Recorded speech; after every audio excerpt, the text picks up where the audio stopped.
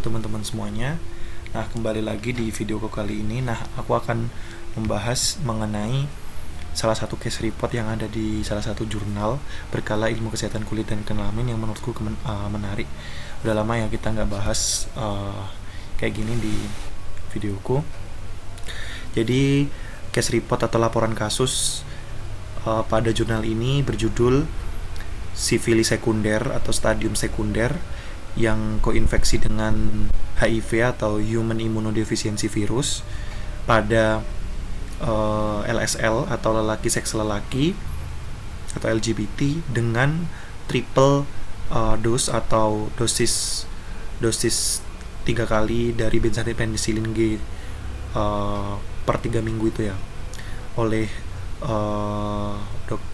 dokter Olivia Awalin Sunarto dan kawan-kawan di Departemen Dermatovenerologi Rumah Sakit Bayangkara Samsuri Mertojo, Surabaya, Indonesia. Nah,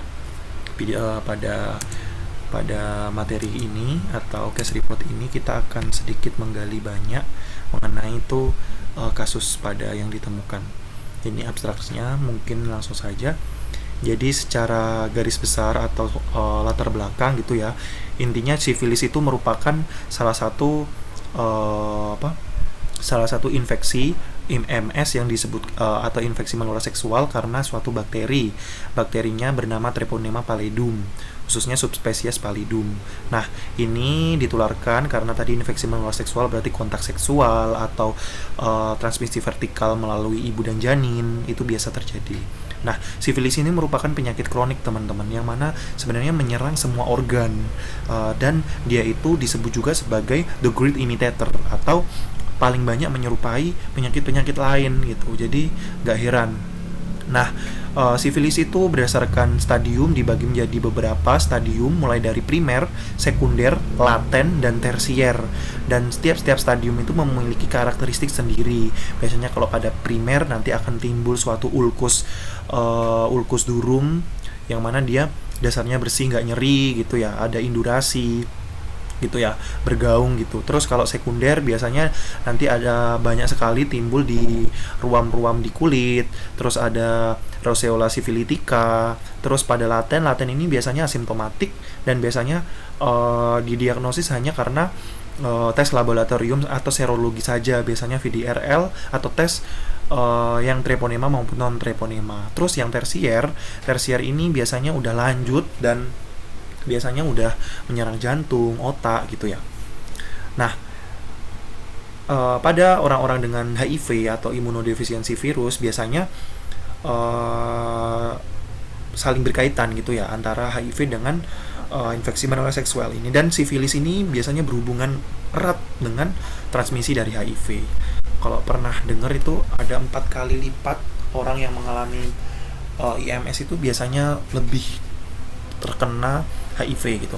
Terus bagaimana urgensinya? Di WHO bilang berdasarkan di Eropa, pusat Eropa mengenai disease prevention and control bilang kalau 6 juta orang dengan sifilis per tahun gitu. Terus khususnya pada insidennya paling banyak meningkat di dunia itu pada LSL atau lelaki seks lelaki, atau kalau di Inggris kan adalah MSM atau men who have sex with men gitu. Biasanya itu meningkat khususnya di negara-negara barat. Pada Eropa, sifilis itu sekitar 5,1 kasus per 100.000 populasi. Lebih seperti itu. Terus ini terkait dengan epidemiologi ya. Terus pada tahun 2015 bilang bahwa case insiden atau insidensi kasus pada laki-laki sekitar 93%, dengan 84%-nya adalah LSL atau lelaki seks lelaki tadi. 15%-nya heteroseksual dan 0,3%-nya other group. Itu ya kurang lebih. Jadi memang LSL itu menjadi salah satu populasi kunci terkena IMS maupun koinfeksi dengan HIV. Terus di Indonesia sendiri dilaporkan biasanya pada 2005 ya, datanya udah 2005, perempuan itu sekitar 2.500 perempuan dengan PSK gitu ya, pegawai pekerja seks komersial itu sekitar di sero prevalensinya sekitar 8,7% mengalami sifilis. Oke. Dan terapinya adalah biasanya benzathine penicillin. Pada case report ini adalah secondary syphilis atau syphilis stadium sekunder dengan HIV koinfeksi, yang mana dilaporkan dengan treatmentnya adalah benzathine penicillin 2,4 juta unit selama 1 minggu interval.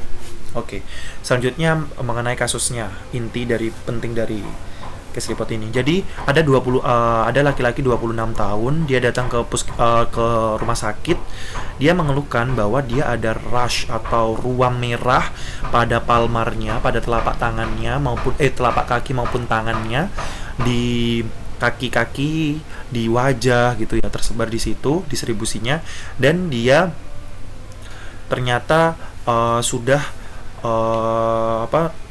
dilakukan pemeriksaan 2 minggu sebelumnya, dan awalnya itu muncul pada palm, soles, face maupun, dan akhirnya menyebar gitu ya. Jadi awalnya di telapak tangan, di kaki gitu ya.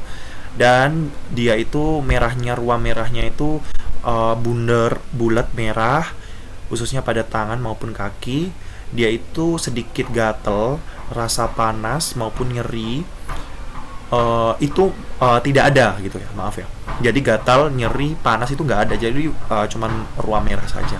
Dan sebelumnya kan dilakukan pemeriksaan ya, itu ternyata dikasih sama dokternya steroid, krim steroid, kortikosteroid selama 2 minggu, ternyata nggak ada perbaikan.